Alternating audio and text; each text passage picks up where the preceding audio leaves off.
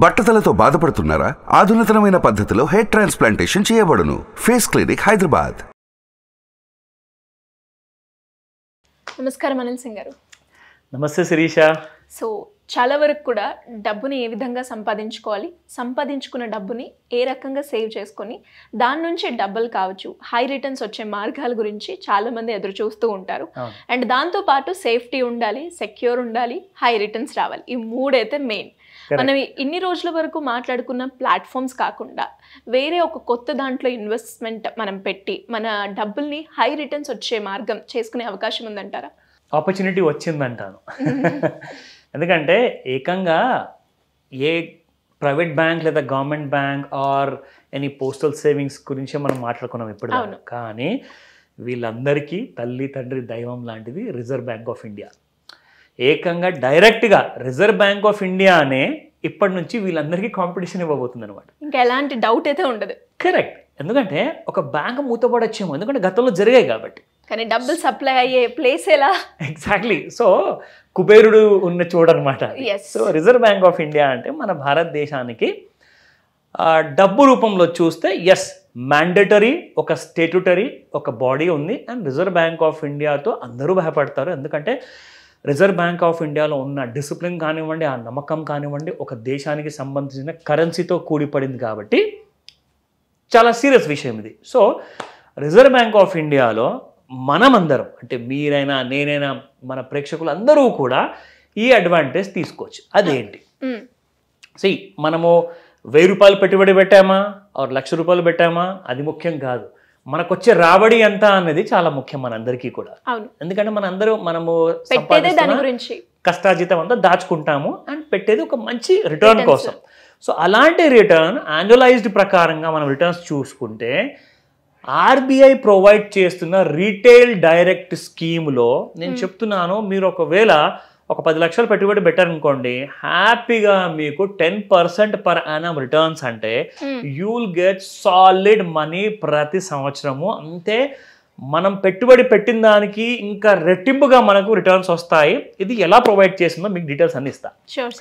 First and foremost చూసుకుంటే retail direct scheme ఏదైతే government of India నుంచి ప్రధానమంత్రి గారు చెప్పిన తర్వాత రిజర్వ్ బ్యాంక్ ఆఫ్ ఇండియా ఇది మనందరి కోసం కల్పించిన అవకాశం. ఎందుకంటే ఇంతకుముందు ఓన్లీ ఎఫ్ఐఐస్ అండ్ మన బ్యాంక్స్ వీళ్ళకే ఈ డామినేషన్ అనేది, ఈ బెనిఫిట్ అనేది దక్కేది. కానీ ఇప్పుడు ఏమైందంటే మన ప్రతి ఇండియన్ సిటిజన్ కి కూడా ఈ లాభం జరగబోతుంది ఇక్కడ నుంచి. అఫ్ కోర్స్ మనందరి కోసం, బ్యాంక్స్ కోసం not a great news. So ఇక్కడ ముఖ్యంగా చెప్పుకోవాలి అంటే రీటైల్ ఇన్వెస్టర్స్ ముఖ్యంగా మనకి గవర్నమెంట్ సెక్యూరిటీస్ అంటే గవర్నమెంట్ బాండ్స్ అండి.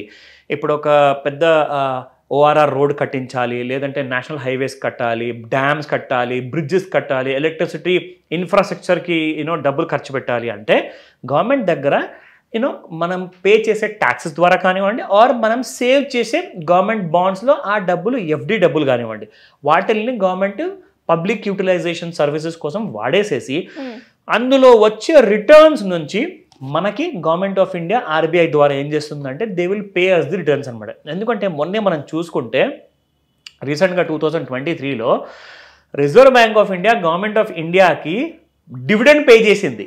అది ఏంటంటే దాదాపు 80,000 కోట్ల పైన డివిడెండ్ పే చేసింది. అంటే దానికి అర్థం ఏంటి?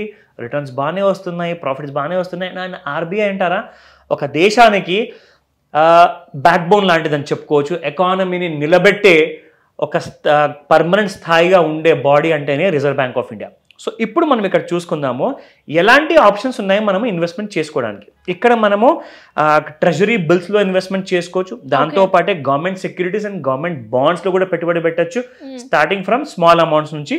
అండ్ ఎస్జీబీస్ అంటారు అంటే సావరిన్ గోల్డ్ బాండ్. ఇందులో కూడా మనం డైరెక్ట్గా అంటే ఇప్పటిదాకా మనం అందరం అనుకునే వాళ్ళం ఏంటంటే ఒక ప్రైవేట్ బ్యాంకో గవర్నమెంట్ బ్యాంకో వెళ్ళి అప్లై చేసుకోవాలి అనుకున్నాం. కానీ ఇప్పుడు రిజర్వ్ బ్యాంక్ ఆఫ్ ఇండియానే ఇస్తుందండి మీకు అసలు సావరిన్ గోల్డ్ బాండ్లో పెట్టుబడిగా పెట్టుకోమని చెప్పేసి. సో ఎక్కడ కూడా వెళ్ళే అవసరం లేదు, డైరెక్ట్గా ఆర్బీఐలో పెట్టుబడి పెట్టుకోవచ్చు. రేట్ ఆఫ్ ఇంట్రెస్ట్ ఏ విధంగా ఉంటుంది?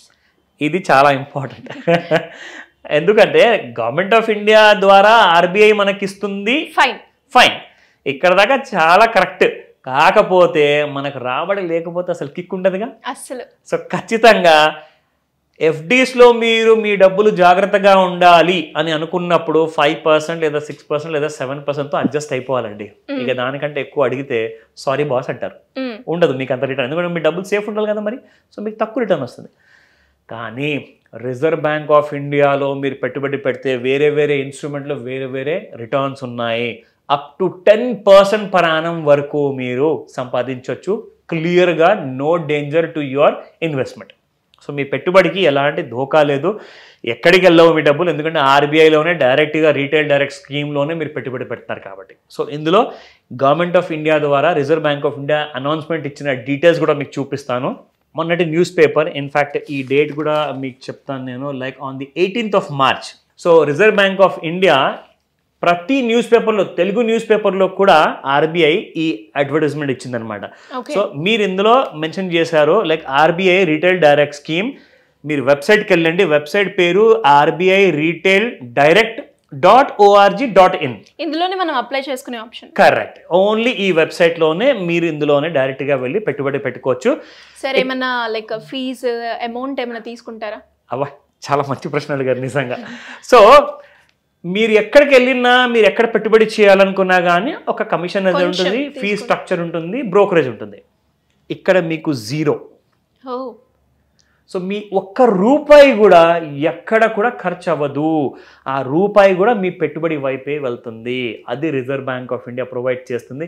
నిజంగా చాలా బ్యాంక్స్కి ఈ విషయాలు తెలిసిన తర్వాత కొంచెం లాస్ అనుకుంటాను, but I'm very sorry, reserve Bank of India చెప్తుంది.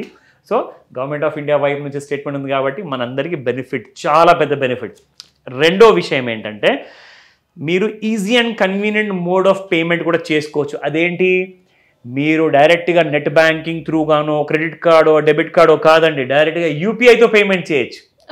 సో యూపీఐ ఐడి ఉంటే చాలండి. మీకు ఇక్కడ వెళ్ళేసేసి ఫస్ట్ మీరు సైన్అప్ చేయాల్సి వస్తుంది. సైన్అప్ చేశాక వెబ్సైట్లో అక్కడ మీ లాగిన్ డీటెయిల్స్ అన్ని ప్రొవైడ్ చేయాలి, like Aadhaar card, PAN card, మీ మిగతా డీటెయిల్స్ అన్నీ కూడా అక్కడ టైప్ చేసిన తర్వాత మీకు ఒక అకౌంట్ ఓపెన్ అవుతుంది. దాన్నే అంటారు RBI guilt savings account, guilt account అనమాట. సో ఆ GILT గిల్ట్ అకౌంట్లో మీరు ఓపెన్ చేశాక మీరు కావాల్సిన ఆప్షన్స్లో మీరు పెట్టుబడి పెట్టుకోవచ్చు అండ్ మంచి రాబడి తెచ్చుకోవచ్చు. Thank you sir, thank you so much. Welcome Sirisha.